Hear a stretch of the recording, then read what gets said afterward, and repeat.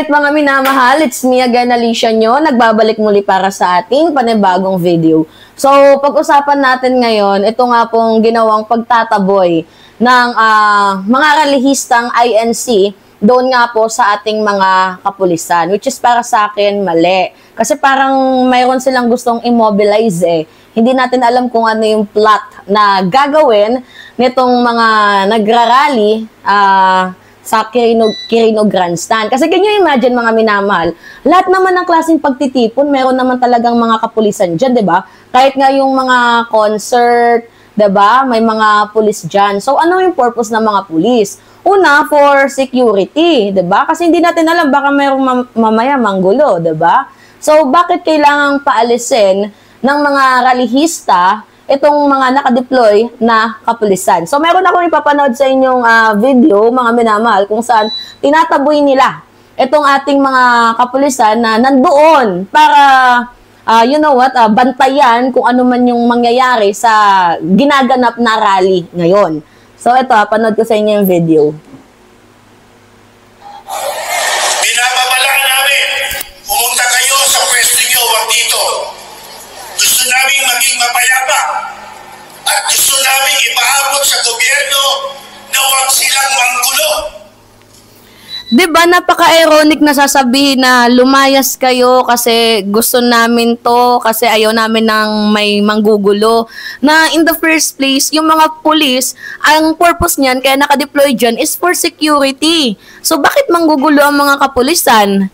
Diba, kung ang purpose lang naman nila is maproteksyonan ang mga rallyista. Diba, ano yung masama doon? Yun nga yung pinagtatataka at nilay-nilayan ko na bakit nyo papaalisin ang mga pulis na in the first place, ang role nila dyan is protektahan kayo. Diba? Okay, continue. Malinaw yan, mga kasamang pulis. Pag hindi nyo ginawa, wala kaming kasalanan. Kayo ng gulo, hindi kami.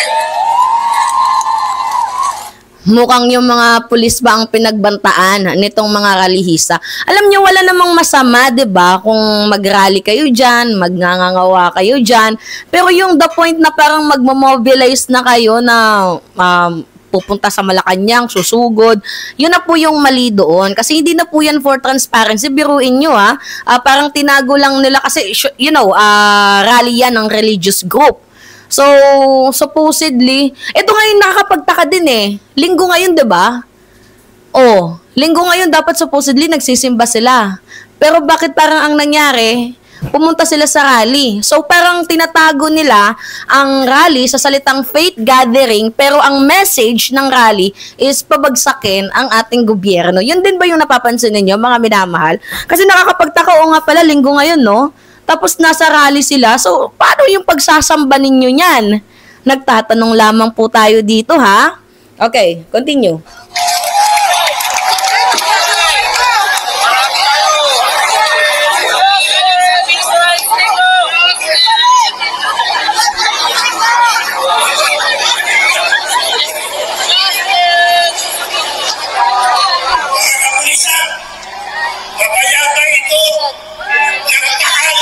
Sa gobyerno, may permit kami.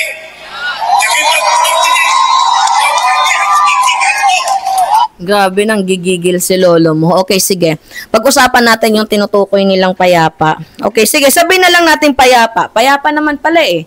Eh di kung payapa, bakit nyo pinapaalis or tinataboy ang mga pulis? Diba ayaw nyo na meron kayong security, lalo pat meron tayong nababalitaan, mga minamahal, na baka meron daw pong umanong mangyaring pasabog dyan. Hindi natin alam, diba, na may mga nakatanim dyan, hindi natin sure. So, ngayon, kung meron mang mangyari, sisisihin nyo pa din. Kung sakaling mangyari yun, yung mga hindi inaasahan, ang sisi, at the end of the day, ang gobyerno, kasi pinabayaan kayo. So, yun nga po yung purpose ng police is para protektahan kayong mga nagrarally. Kahit yung rally ninyo, alam naman natin na mukhang anti-government. So, sabi nga ng ating commentators, ano ba yung kinakainis ng mga INC dito sa mga kapulisan? Okay, sige, sagutin natin yan mga minamahal kong viewers. Kapag ang isang rally ay may ayaw sa police visibility, ibig sabihin red flag na yan. Kasi ano ba yung mga possibly na mangyayaring illusion dyan? Una, persecution. Pwede nilang gamitin ang narrative na kita nyo, pinapakailaman kami ng gobyerno, pero paano gagana ang narrative na yan kung kita ng publiko, mga minamahal, na ang pulis ay tahimik lang, 'di ba, naka-assign lang at ginagawa lamang ang kanilang mga trabaho. 'Di ba? So, kaya kailangan alisin ng mga pulis para magmukha silang mga victims. Ganon, mga minamahal. Kailangan nilang paalisin ng mga kapulisan para magmukha silang mga biktima na kasi ay sinusupi lang malayang pamamahayag. 'Di ba? Ano ba yung mga posibilidad? Ayaw nilang may makitang outsider sa loob. Hindi natin alam kung ano yung kilos protesta na gagawin nila. Kasi kapag mayroong pulis na nakapaligid, hindi sila makakapag-execute ng anumang internal mobilization or announcement ng walang oversight. Kasi, pag sabi nila, pasabugin na yan. Diba? Agad-agad yan, maanuhan ng mga pulis, ma-actionan. So, ito ba ay purely prayer rally? Tanong lang, or baka ginagawa nila itong political machinery, itong ginagawa nilang rally. So, ngayon, may plano ba ang proud movement or chant na ayaw nila na merong document? Yan yung posible nating tinitingnan. Kasi alam naman natin ang estilo, sabi nila daw, peace rally. Pero ang laman is political messaging. So, kapag ang pulis ang present, hindi nila basta-basang maibebenta ng prayer rally ng basta-basta ang mga ito. Gets ninyo, mga minamahal? And anyway, kung peace rally ito, napakasimple lang. Bakit hindi welcome ang security? 'Di ba? Ang pulis hindi naman nagdadala ng baril or nanunutok ng mga tao dyan ng mga nagrarally. Hindi din naman sila nagwawala. Wala din naman yan sila mga dalang tear gas or mga riot gear. So, naka-standby lang sila sa crowd. 'Di ba? Sa malaking crowd at tinitingnan kung ano yung mga movement na gagawin ninyo sa rally. So, bakit parang napaka-uncomfortable ninyo? 'Di ba? Ano yung peace? Ano ba yung kinakatakot nila? Natatakot ba kayo na may masaksihan ng mga pulis? At bakit parang ayaw ninyo na merong neutral party sa paligid ninyo? Kasi yung pulis, mga minamahal, although nagtatrabaho yan sa gobyerno, pero napaka-neutral ng mga pulis. Kasi alam naman natin, may mga pulis na trabaho lang, walang personalan, 'di ba? So bakit parang gusto nila na sila-sila lang ang mayroong full control ng kanilang mga narratives? So kung walang gagawing kababalaghan, bakit allergic ang ibang mga rallyista, especially yung nandyan sa crowd na nagsasalita, dito nga po sa ating mga kapulisan? So, you know, yung nakikita ko kasi dito, yung ginagawa ng mga pulis is public safety. Oo. At yan po yung nakataya dyan, public safety. Hindi biro ang 50,000 to 100,000 crowd.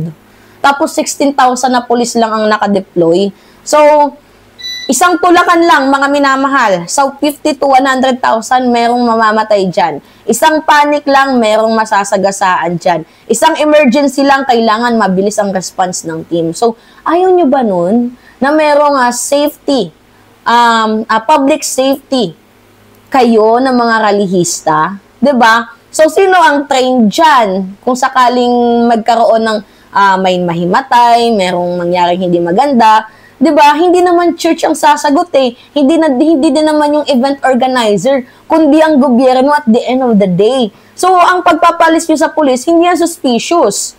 Yan po ay delikadong movement para sa publiko. So, kung tunay kayong nagmamalasakit sa kapakanan ng mga kapwa ninyo rallyista, hindi nyo tatanggihan ang public safety ng ating mga officer na ginagawa sa inyo. 'Di ba? So, anyway, mga minamahal, meron tayong naririnig na mga pasabog. Putang ina mo. Gago, nandito kasi yung kaibigan ko, guys, oh. Tingnan ninyo. Nagluluto. 'Di ba? Mga minamahal. So, meron nga mga mga comment tayong naririnig eh. So, meron daw bang pasabog na gagawin ng INC na ayaw malaman ng mga pulis? Kasi tayo, hindi naman tayo mahilig mag-invento or mag-connect the dots. Pero, ayaw nila ng independent witness which is yung police. Ano ba yung meron? So, ayaw din nila ng body cam monitoring. Ano ba yung meron? 'Di ba? So, tinataboy nila mga nagbabantay sa crowd. Kung wala kayong balak na manggulo, bakit nyo parang kinokontrol ang mga neutral personality? 'Di ba? So, peace rally daw, pero ang nangyayari, mukhang naging political rally ang galaw. Anyway, mga minamahal, yun lamang po. So, pahingi lang ako ng comments, likes, and share. And also, don't forget to click the subscribe and always hit notification bell, mga minamahal, para lagi kayong na-update sa mga video na ina-upload natin. Maraming salamat at ingat, mga kababayan!